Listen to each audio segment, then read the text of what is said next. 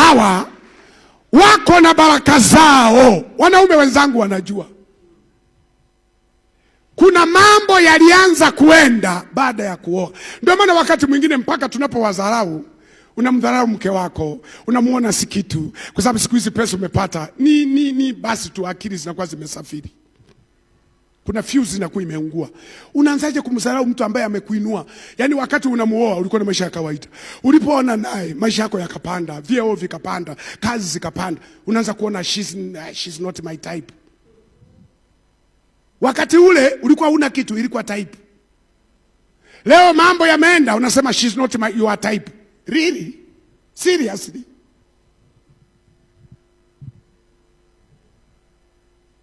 Na wengine wamejaribu hata kuwafukuza, akamwacha mke akabeba mwingine. Anashangaa badala ya kubeba baraka amebeba laana, na kumrudia yule wa mwanzo alitamka maneno mabaya.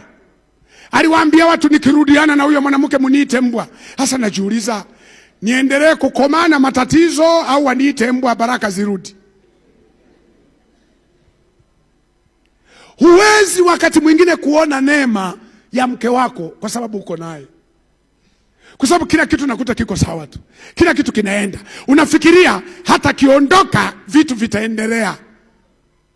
Yaani ukimwacha huyo, pamoja na kwamba umemzidi elimu, umemzidi nini, umemzidi kila kitu, ila na yeye amekuzidi neema, amekuzidi kibali. Ndio maana kuna watu mmefungua maduka, baba unakaa dukani, lakini anayeuza duka ni mama ambaye hayupo dukani.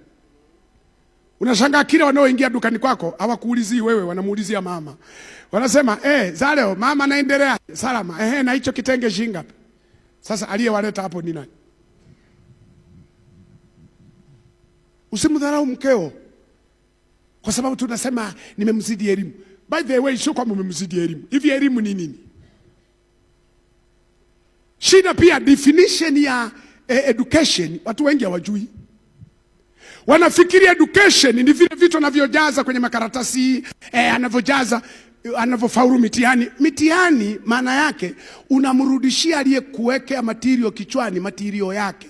Kwa hiyo anaposaisha anasema material yangu umerudisha sawa, umerudisha sawa.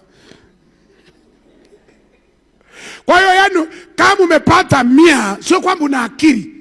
Wewe ni dustbin nzuri iliyotunza material ukamrudishia mwenye nayo.